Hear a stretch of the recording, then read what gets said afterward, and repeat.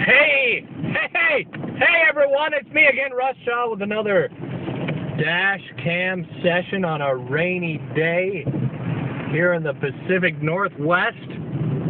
Rain comes falling out the sky like it does. It does a lot around here. Got some coffee. Had to get some coffee. Getting that kind of 4 o'clock thing going on.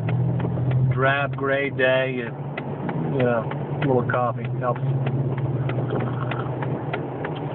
Good stuff. Got it from the 7-Eleven, so I don't know.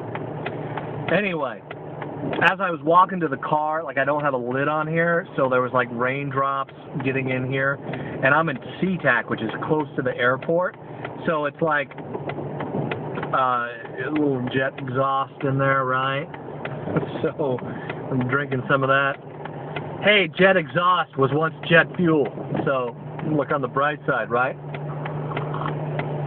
A little Seattle rain in my coffee. Anyway, on with the topic. Skeptic. There's a word for you. Are you a skeptic? I'm a skeptic, right? I'm skeptical.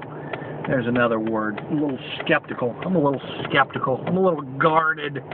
But you kind of have to be, right? Like, you're not, skeptic isn't a bad thing.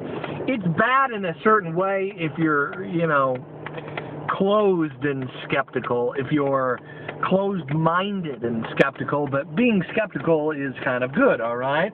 If you weren't, then you would be sending all your money to that guy in Africa, right? Over there, you know, the prince who, he just needs a couple $100 to get you your thousands of dollars so he can get his millions, okay? Yeah. So you get what I'm saying. I mean, we have a healthy sense of skepticism is good. One of the things that this has to do with recovery, and a big one that I had to learn in dealing with this this addiction, was my skeptical heart defaulting on itself. It was a Queen Ant thing. To explain the Queen Ant a little bit, in my opinion, there's a lot of, not just in my opinion, but there is a lot of self-help, motivational recovery that just deals with squishing out behaviors on the surface, really doesn't go deep enough. There's Queen Ants under the surface that birth out these unwanted behaviors that we see on the surface, right? So getting to those Queen Ants is pretty important, I've learned. And one of those things for me has been this kind of skeptical energy that comes out of me when it comes to someone wanting to help me, when it comes to someone wanting to give me advice that knows more than me in a certain area. I had to really learn how to have a healthy skepticism, but not let it all default on me knowing everything. Because seriously, I had you know, just didn't trust people, and if someone made me mad, then I have a quick mind, and I can attack every, you know, bad part of their argument, you know. And basically all of that really defaulted on myself. What happens is, when you're addicted, like I was, there are wounds that occur, right? They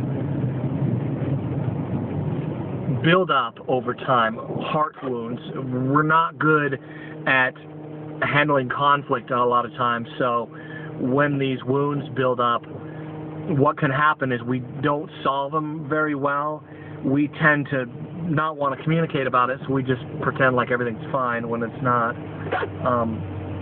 And instead of grieving out a hurt, you know, we grieve out a hurt, or we discuss a hurt with someone who's hurt us, and that helps solve it, right? That helps heal our hurts and our wounds.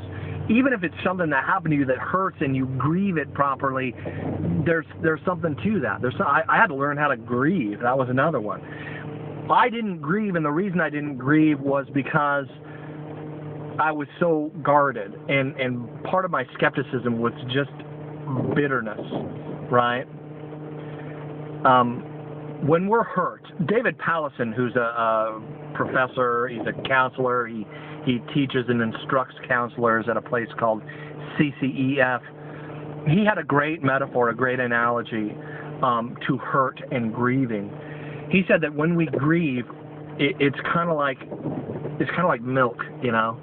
Like we get the grief is like milk, and if we don't pour it out well, we end up just locking it away, and then that milk is kind of like locked in the trunk of a car somewhere in Arizona for 3 hours. It becomes nasty and spoiled and rancid. It's one of my favorite punk bands. It's a band called Rancid.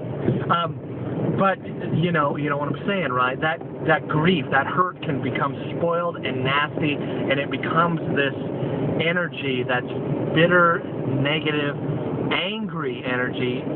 Not that anger's bad, but when it all defaults on the self, then it is bad. I'm not Mr. Let's just think positive all the time. I don't think that's necessarily healthy. I think it can be very shallow.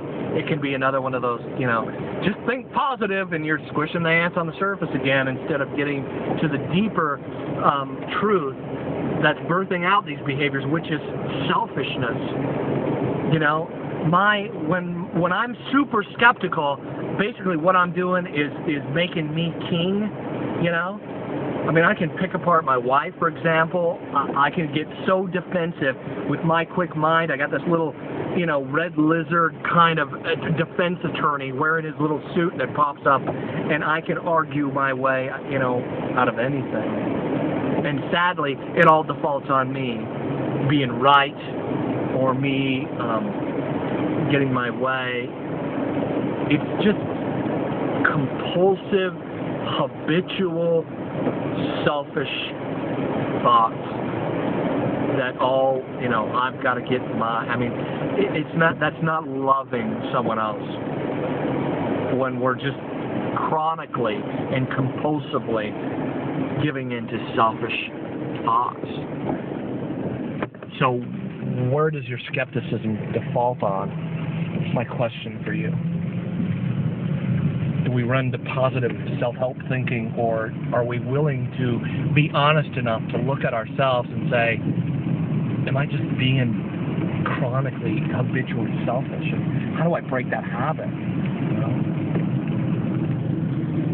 Learning to grieve well, that's how. Later. Bye.